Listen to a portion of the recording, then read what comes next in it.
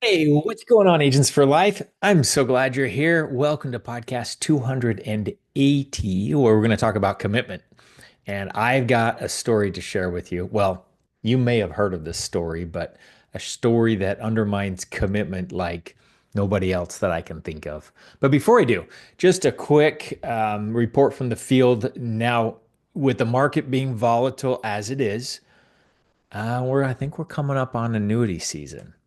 So I've been reaching out, I've been asking even prospects, right? And my clients, you have any money in the market that's subject to risk? You can ask this at the end of your appointments. We want to be referring advanced market cases. If you're not sure what this is about, go back a whole bunch of podcasts or go to the Agent Builder site, go on the retirement solutions website down on the drop down, and you'll see all about it. Referring, some of you are picking this up and we're referring cases. And guess what happens? Very high percentage of them get issued. Why? Because Chris Tinsman and Jackie Rhodes and these guys that do these advanced markets, these specialists, they've been doing this for decades and they know how to sell annuities and advanced market stuff. So you just get people in front of them. I did two cases this week, one closed and the other one it looks really good. I think I'm going to get back in touch with her and write a sizable annuity. So two annuities. First one's a yes. The other one we're waiting on. We'll know in the week or two to come. But just keep putting them in the hopper, guys. I'm telling you, you make a sale and you don't ask for that second sale, you're leaving money on the table because the world is a little skittish about their retirement dollars right now. If you have any questions, reach out to me. I'll help you out. So, anyways, let's jump into it. I wanted this to be the thought, the mic drop thought, the whole idea, everything all rolled up in one, and that is commitment. I haven't talked much about this, but commitment is huge in our industry, right? Especially when you're starting out. Let me rewind the hands of time and go back 6.5 years. October of 2018, I was a scared little boy looking to try and get out of my job and found life insurance and just was like, all right, well, let's just see how this goes. Well, it took me figuring it out to really get committed. It took several months. I don't know if it was several months, several weeks, but there was a period of time where I kind of dabbled a little bit at the beginning. I was a slow start. I did not get the Ignite Award. Okay. Don't do what I did. Get the Ignite Award, come out of the gate running hard. But yeah, I wasn't that. But I have learned since, okay, the value of a commitment. And what I want to go through today in the short period of time that we have together on this podcast is I'm going to prove to you with this story that I have that a half-hearted commitment pays zero. You might as well not commit at all. Okay. It's proven in all through history. But before I do, I'm going to jump into a gentleman by the name of Evil Knievel. Okay. Have you ever heard of this guy? I grew up with him. I was a product of the 70s, grew up in the 70s. They were rough on us all. I have pictures still of bell bottoms and avocado furniture and all the funny things from the 70s. We were a wacky breed of people. But guess what? We survived and we did crazy stunts. And yes, this is back when playgrounds were not laden with rules and bubble wrapped and the swings, they just go nowadays. And jumping off diving boards, you have to do it a certain way or you can't do it at all. They've taken down all the high dives.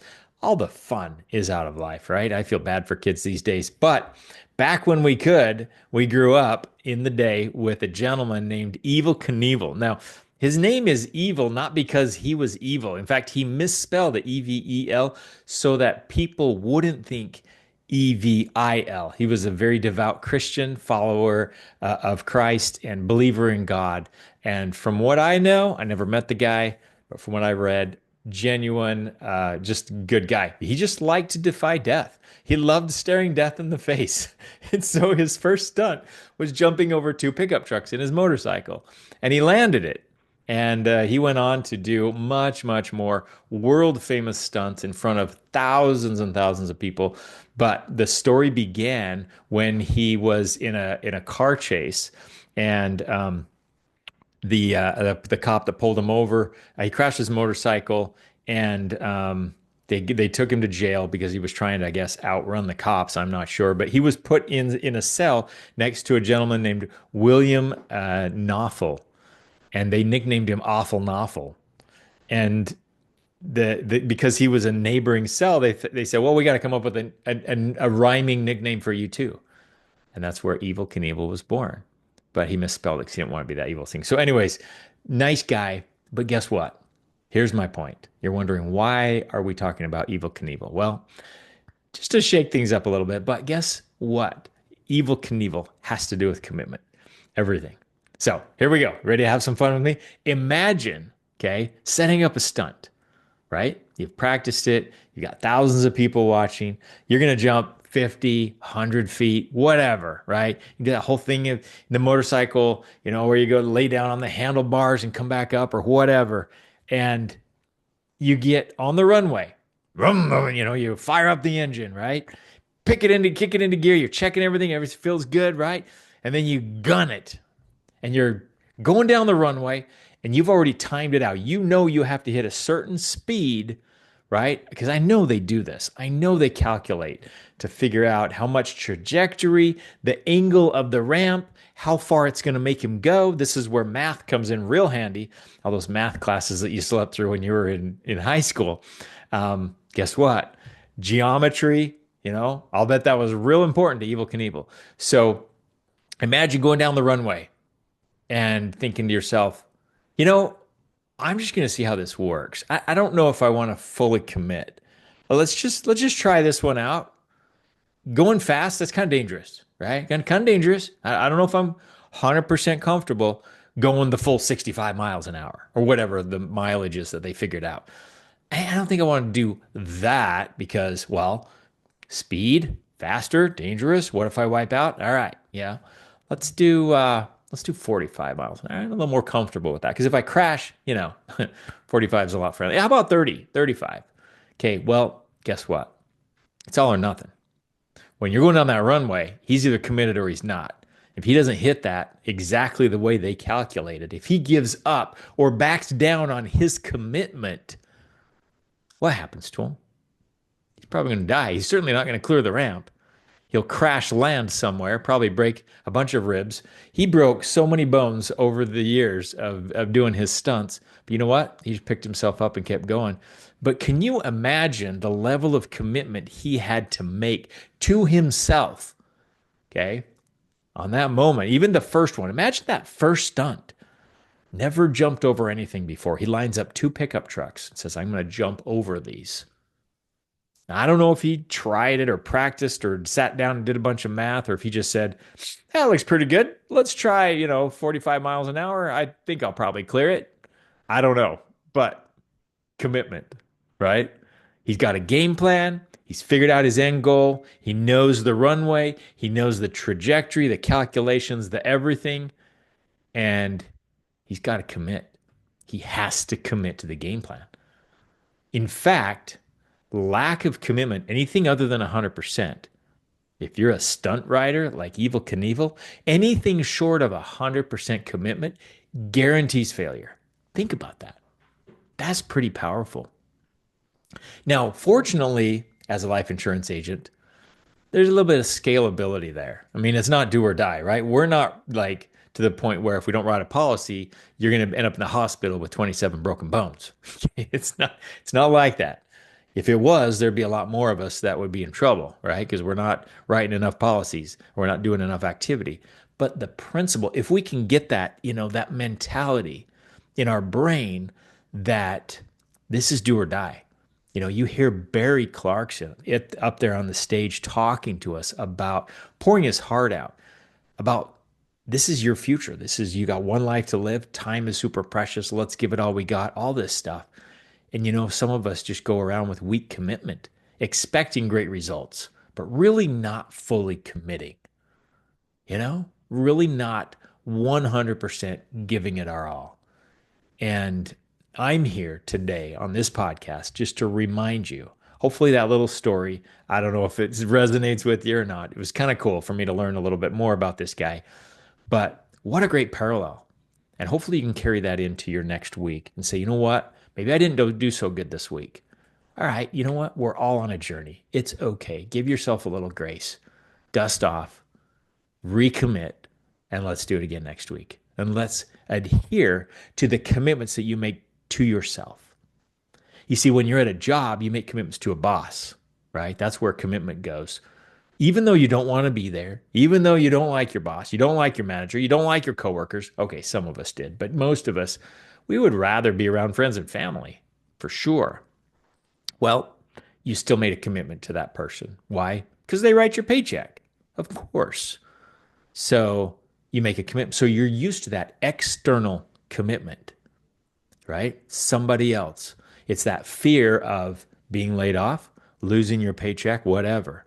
Well, then we come over here and we start a business and we've never done it before. And we're used to someone else telling us what to do. And now we got to tell ourselves what to do. Now we got to be our own boss and we got to make that commitment that we used to make to a boss. We got to make that to ourselves or to our family. And that's kind of tough because we're not used to it. And so we break down a little bit. Our commitment weakens. We gun it to 25 miles an hour. And maybe that's a lot faster than you've ever ridden your motorcycle before. But you know what? If you truly want the big results, you got to give it 100% commitment. Now, I'm not saying 100 hours a week.